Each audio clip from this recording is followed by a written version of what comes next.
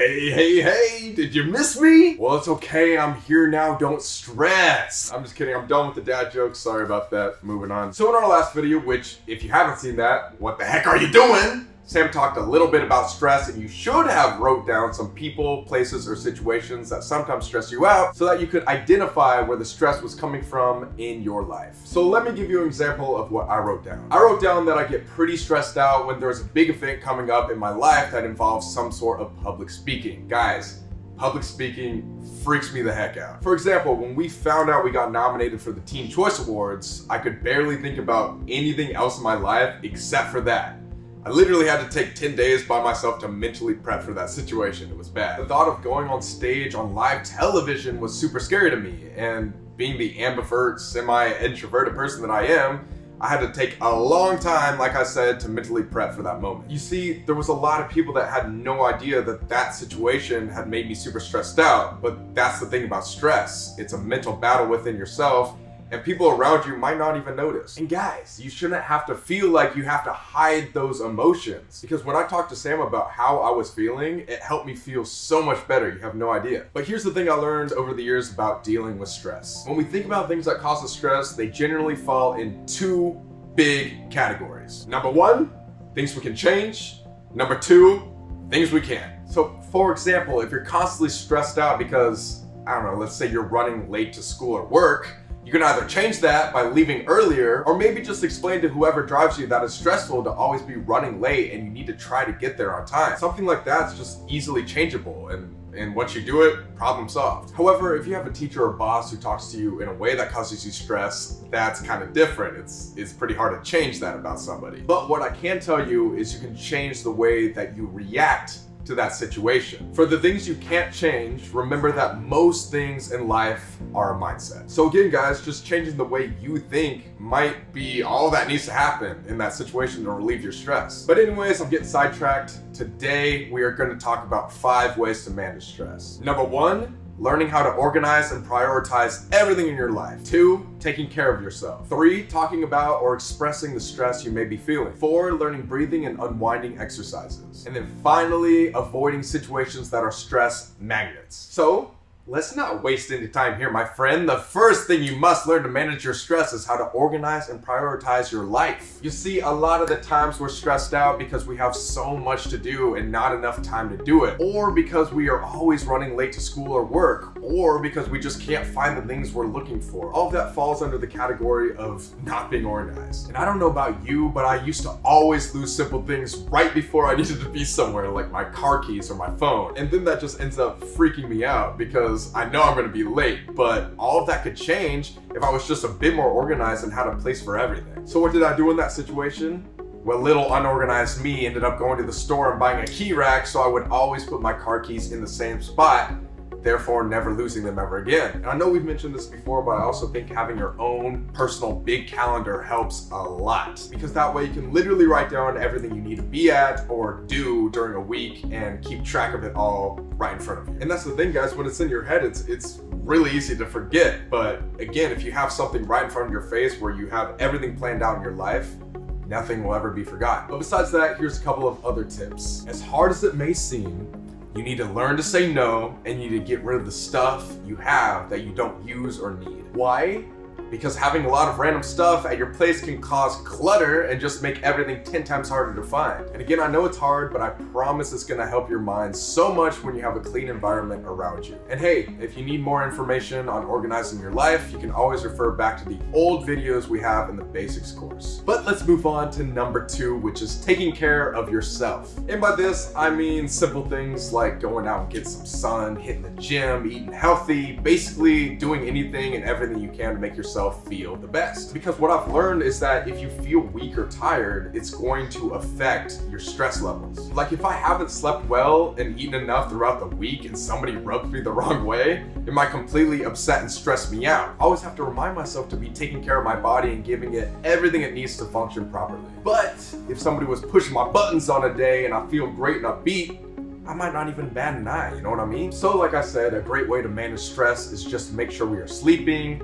exercising, and eating healthy. And despite what a lot of people say. Big doses of caffeine or drinking a ton of 5-hour energies can actually make you more irritable and anxious in situations that would normally be okay. So that's just an extra tip if you didn't know that. Don't go too crazy with the energy drinks. It can actually be a bad thing. But one more thing on that topic, I'm not saying you should never drink energy drinks. Just be cautious. Just don't go overboard with it. Number 3, you're gonna need to talk about and express why you're feeling stressed. Listen guys, no one wants to be that person who complains all the time about every little thing that's annoying. Please, don't be that person. However, holding it all in can be unhealthy too. You see, sometimes we as humans feel like when we're admitting something that's stressing us out, it's admitting that we're not able to handle a situation, which is not true at all. And guys, that's why I literally told Sam everything I was going through in my head, and after we were able to talk about it and work things out, and I felt so much better about the situation. You see, all I needed was to vent to somebody for a second and just let all of that energy out. Some of the smartest and most successful people got to the place in their lives by speaking up and asking for help. So again, guys, if something is overwhelming you, do not be afraid to go talk to somebody about it. And what if you're saying, Colby, I don't have anybody to talk to about it? That's okay. You can also keep a journal or have a notebook where you can write down when and why you've been stressed. Because in my opinion, writing things down is just as good as talking about it, because you're getting the stress out of your head in a way, if you know what I mean. And you can always look back at the things that have stressed you out in your life and try to identify the things that you can change. When you have things in front of you in like a tangible form, it's way easier just to like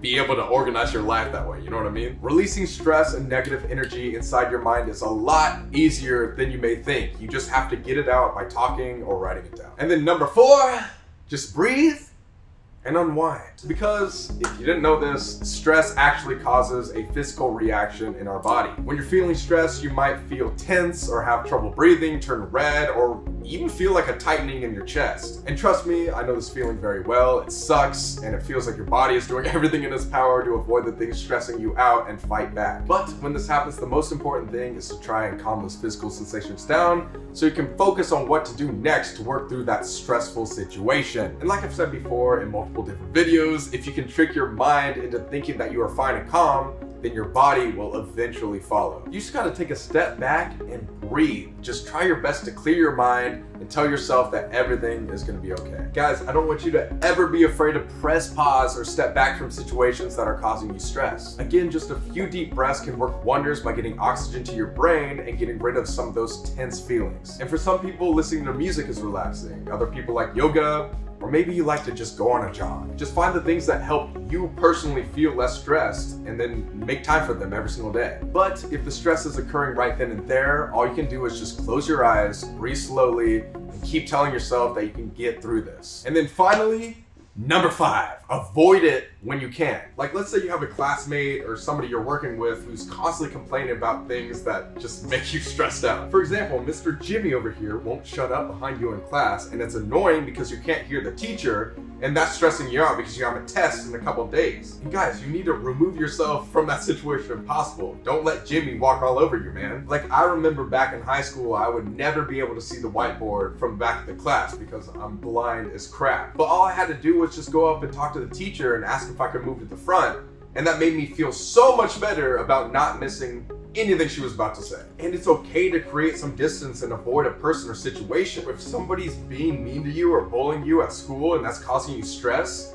it's okay to let somebody know how you're feeling. Also, if you can't avoid that interaction in general, you should. Just walk down the opposite hallway if you know there's a certain person that always gives you issues. And remember guys, your mental health is the most important thing in your life. It literally impacts everything you do. So do whatever you can to protect it. So let's recap. There's 5 things that you need to do in order to manage your stress. Do you remember?